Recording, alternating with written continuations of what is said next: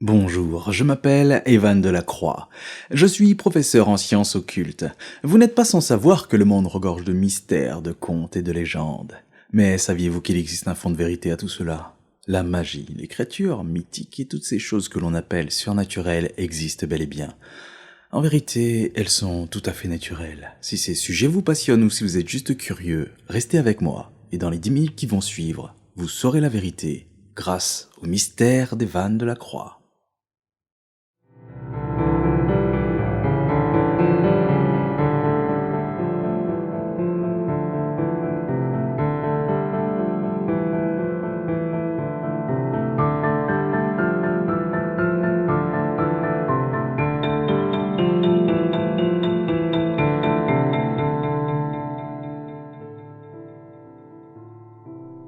Aujourd'hui, je souhaite vous parler des mudras.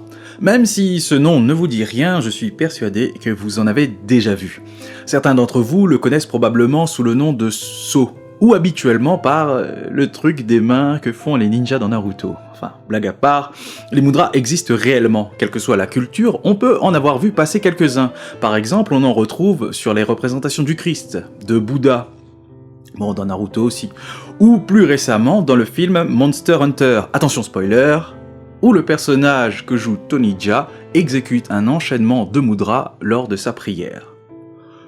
Pour se familiariser avec les mudras de Naruto, vous avez sûrement tiqué lorsque vous avez vu que les sceaux utilisés par ce brave Tony ne ressemblaient pas aux sceaux utilisés dans le manga. Et cela est tout à fait normal, car leurs origines ne sont pas les mêmes. C'est pourquoi, avant d'aller plus loin, nous allons définir ce qu'est un mudra. Un mudra, ou sceau, est une position codifiée des mains. En fonction de la culture, ces codes varient, exactement comme le langage.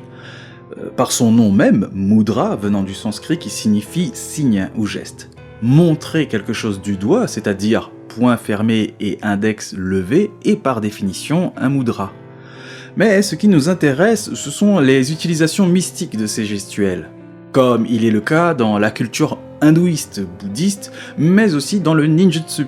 Dans ce dernier cas, les sceaux sont empruntés au bouddhisme, ou plus précisément au bouddhisme tantrique que l'on appelle le Mikkyo, que l'on pourrait traduire par enseignement ésotérique. Alors, je ne vais pas entrer dans les détails concernant tous les types de mudras qui existent.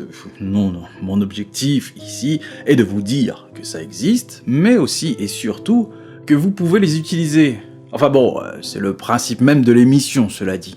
Bref, revenons à cette histoire de mudra. Chaque sceau signifie quelque chose de précis. En fonction de ce dont vous avez besoin, vous pouvez utiliser l'un ou l'autre. Bien sûr, comme pour tout ce qui concerne l'ésotérique, il ne se passera rien si vous ne savez pas comment l'utiliser. Essentiellement, les mudras fonctionnent avec des mantras, des mots ou phrases que l'on répète, ou plus précisément que l'on psalmodie. Et bien évidemment, si vous le faites sans y croire, il ne se passera rien non plus. Voyez-vous, le monde de la magie est très complexe. Mais un fait m'est apparu clairement au fil de mes années d'études, le plus important, ce n'est pas ce que l'on fait, mais l'intention de ce que l'on fait. Savoir où diriger sa pensée est primordial pour pouvoir mettre un pied dans le monde de l'ésotérique. C'est précisément ce que sont les mudras, des canalisateurs d'intention, exactement comme un mantra ou une formule magique. En effet, une personne qui a une facilité à fixer son intention de façon précise et sans pensée parasite n'a absolument pas besoin de ce genre d'artifice. Cependant, même si ce n'est pas nécessaire, ça reste stylé de dire « Kamehameha » lorsque l'on en fait un. En ce qui concerne les mages, la plupart du temps personne n'utilise de mudra. Les mages possèdent suffisamment d'entraînement dans la focalisation de leur esprit pour ne pas avoir besoin. Les Darako non plus ne l'utilisent pas, et les sorciers d'après vous, utilisent-ils des mudras? Bien la réponse est non. Le sorcier utilise bel et bien des canalisateurs, mais les leurs sont soit écrits, soit vocaux. Soit les deux en même temps. Mais ce que j'ai dit concernant les mages n'est pas tout à fait vrai.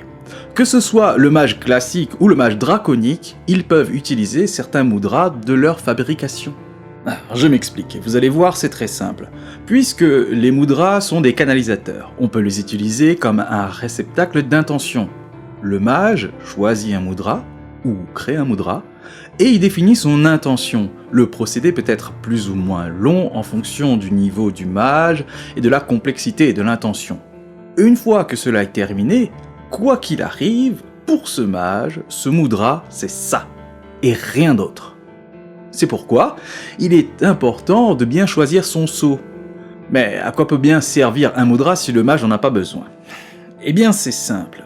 Voyez cela comme un raccourci. Le mage n'aura pas besoin de plus d'intention que nécessaire car le sceau en lui-même fait tout le travail. Imaginez par exemple quelque chose qui nécessite d'émettre plusieurs intentions différentes à la suite.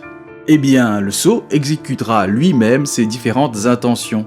Le mage n'aura juste qu'à émettre l'intention d'utiliser son mudra. Les habitués de jeux vidéo ou les développeurs auront compris rapidement ce procédé. Pour les gamers, on parle de macro, et pour les développeurs, on parle de fonction. Alors je vous parle de mage ou de Darako, vous serez tenté de dire que ce n'est pas à votre portée. Et loin de moi cette idée, bien au contraire.